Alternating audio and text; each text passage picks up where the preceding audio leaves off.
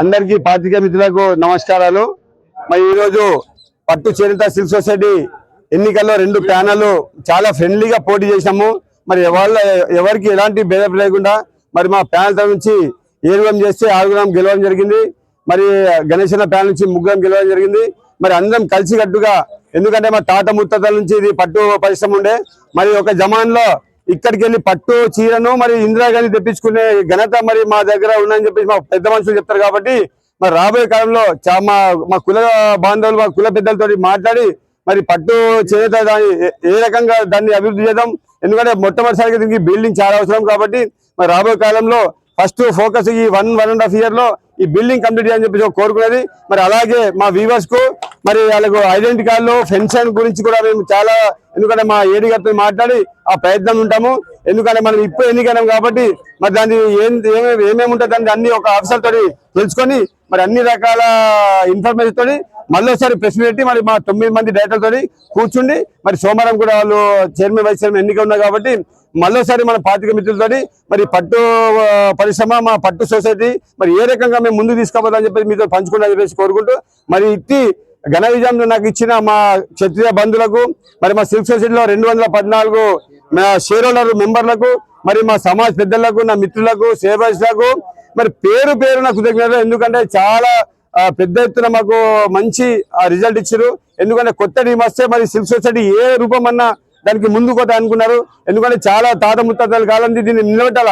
రాష్ట్రంలో ఓన్లీ క్షత్రియ సమాజం ఒక సొసైటీ ఉందంటే మా పట్కర్ సొసైటీ. మరి అన్ని రకాల సొసైటీలు వేరు, మా సొసైటీ వేరు. కాబట్టి రాబోయే కాలంలో మళ్ళీ దీని గురించి మీతో పంచుకోవాలని చెప్పి కోరుకుంటూ జై సారస్వతి మహారాజ్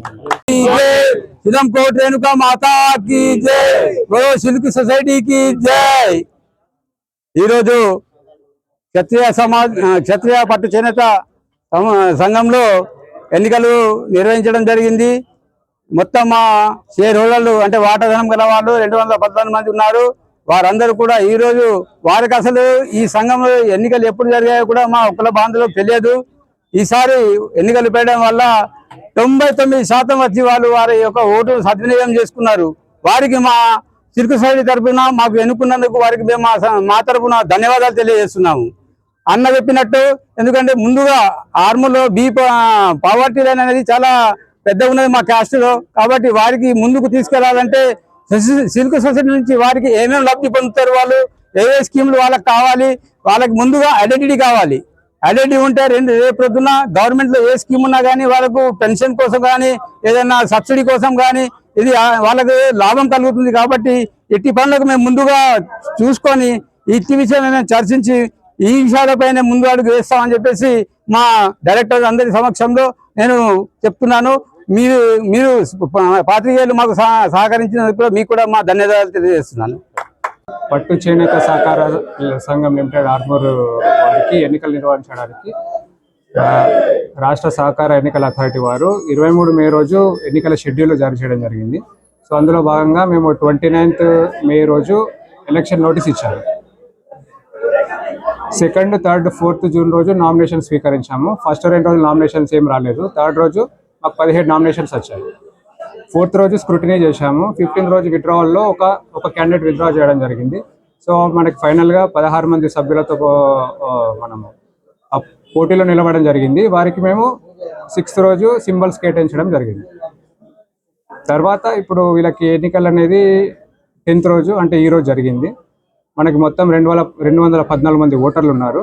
అందులో 198 మంది ఓటర్లు ఓటు హక్కు వినియోగించుకున్నారు. సో మొత్తము పోలైన ఓట్లు 198లో వ్యాలిడ్ ఓట్స్ 194, ఇన్వాలిడ్ 4 తీసుకోండి.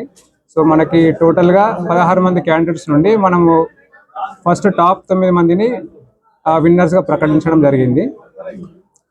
వారి పేర్లు వచ్చేసి కాందేశ్ సత్యనారాయణ, పడాల్ గణేష్ కుమార్, పడాల్ నరేందర్, పోహర్ శైలేష్, బచేవాల్ రెడ్డి శ్రీనివాస్, బదాం రాజ్ కుమార్, భోజ్కర్ కోలు గంగామోహన్, భోజ్కర్ లక్ష్మీనారాయణ, షికారి శ్రీనివాస్. ఈ 9 మంది డైరెక్టర్గా ఎన్నుకోవడం జరిగింది.